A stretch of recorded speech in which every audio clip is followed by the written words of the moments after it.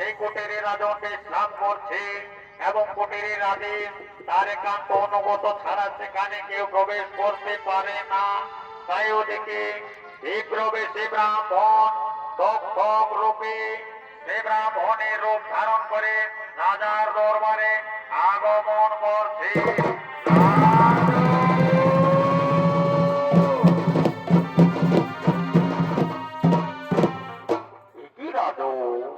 তুমি এত চিন্তিত কেন? আমি এসেছি তোমার রাজ্যে। একই ব্রাহ্মণ, একই ব্রাহ্মণ, বলো তুমি কোনজন? যেখানে আমার এত প্রহরী থাকতে আমার একান্ত অনুগত ছাড়া কেউ না প্রবেশ করতে পারে, সেখানে এলে তুমি কি প্রকারে? রাজন, আমি শুনেছি তোমার ব্রহ্মসাপ হয়েছে, আর আমি তো তোমার রাজ্যের হত দরিদ্র নিত্য ব্রাহ্মণ, নিত্য ভিক্ষা করে যা মেলে তাই দিয়ে আমি উদর পূরণ করে তাই এসেছি রাজন তোমার ব্রহ্মসাপের কথা শুনে। ওগো ব্রাহ্মণ, তা কখনো সম্ভব হবে না। আমার একান্ত অনুগত ছাড়া এখানে কেউ প্রবেশ করতে পারে না। ওগো ব্রাহ্মণ, তুমি চলে যাও, আমায় একটু একা থাকতে দাও। তুমি একা থেকে চলে যাও। একজন ধার্মিক রাজন হয়ে একজন ব্রাহ্মণকে তাড়িয়ে দেবে, এ তোমার শোভা পাবে না। তবে শোনো রাজন, আমি মনে বড় ইচ্ছা নিয়ে এসেছিলাম, এই নাও, এই ফলহাটি তুমি গ্রহণ করতে পারো।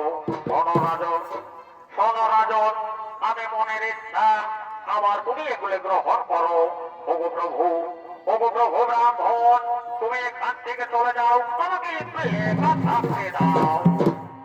প্রভে রাজন আমায় তাড়িয়ে দেবে, কিন্তু আমি যাবার সময় বলে যাই, মনে পড়ে সেই তোমার ব্রহ্মসাপের কথা, মনে পড়ে তোমার অন্তিম সপ্তম দিনের কথা। আজ তোমার ষষ্ঠ দিন পেরিয়ে সপ্তম দিন, মনে পড়ে রাজন। একে ব্রাহ্মণ, তুমি আমায় এ কথা শোনালি, বড় ব্রাহ্মণ তুমি দেব নামে জানো নাকি মানো? আমি হলাম তোমার কাল, আজ সপ্তম দিন তোমার অন্তিম লগ্নে আমি তোমায় করিব দর্শন। কি প্রভু, আবার আপনি কাল বড় প্রভু দয়া করে কেবা আপনি কোনজন? রাজন, আমি বিপ্রবেশী ব্রাহ্মণ, আমি হলাম মহাতক্ষক নাগ, এসেছি তোমাকে দংশন করতে। প্রভু, সত্যই যদি আমার দংশন কর্তা হয়ে থাকেন, তাহলে আমায় রূপ করিয়ে দর্শন, আমি যেন নিজেকে ধন্য মনে করতে পারি। রাজন, নিশ্চয়ই তোমার মনের ইচ্ছা হইবে পূর্ণ। এই দেখো, আমার পূর্ণ রূপ তুমি পরিদর্শন, আমার পূর্ণ রূপ তুমি করো দর্শন।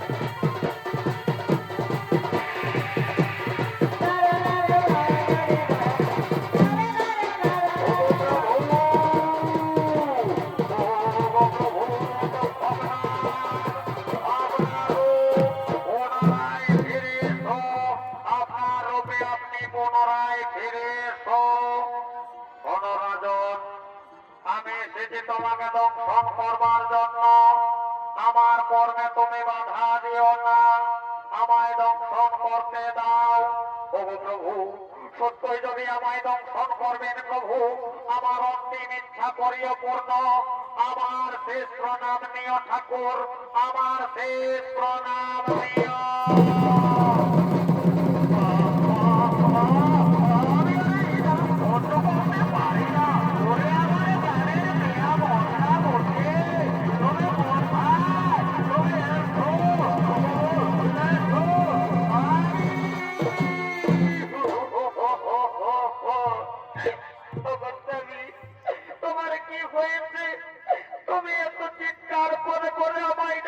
কেন? ওগো তুমি, তোমার কি হয়েছে? তুমি আমায় কথা বলো না গো। ওগো তুমি, এই তো তুমি কথা বলছো না কেন? তোমার কি হয়েছে? এই তো সর্বশরীর নীল হয়ে আছে, কপালে ধরবে না ঘাতের চিহ্ন। না, না।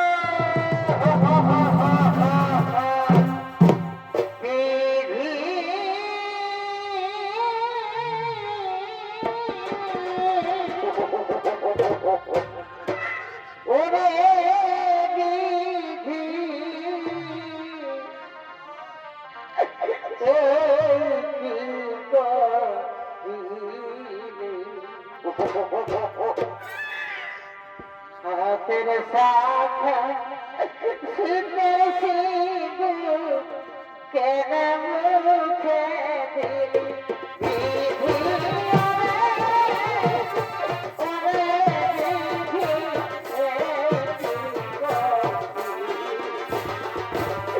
হাতের শাখা শীতে শীতে কেন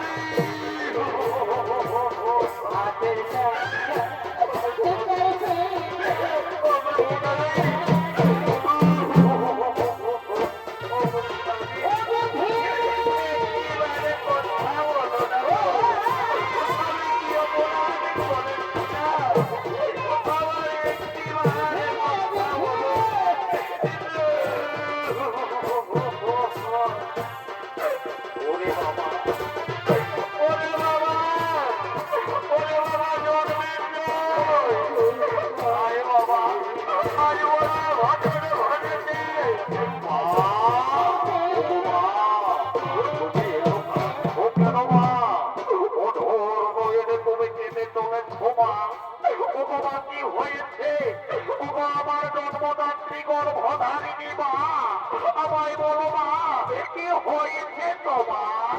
ওরে পুত্র, আজ আমি বড় ভাগিনী, আজ আমার কপালে ঘটিল ঘটন।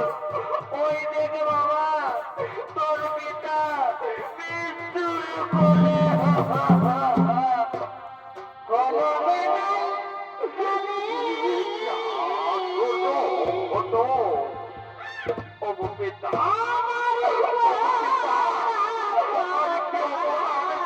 পিতা পিতা আমি মৃত্যুর কোলে ঢলে পড়বে পিতা।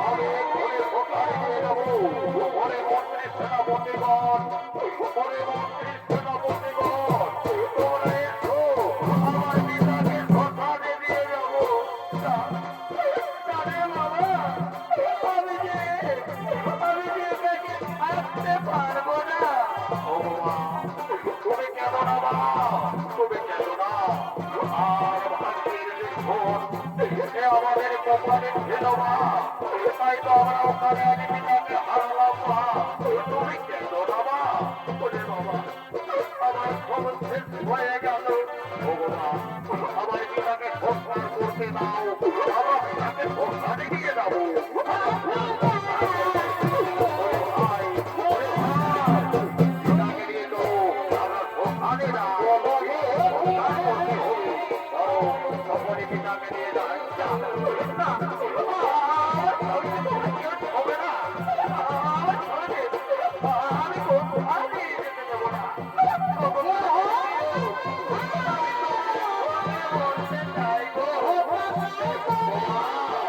তুমি কেন না মা? আমার পিতাকে সংসার করতে হবে।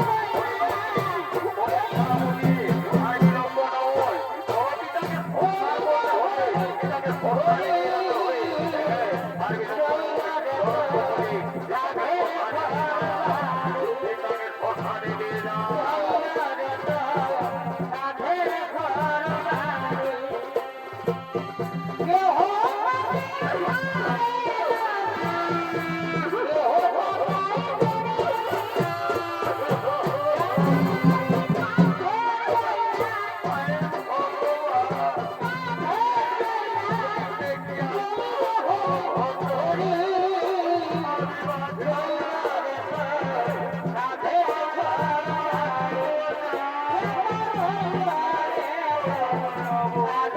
রাধে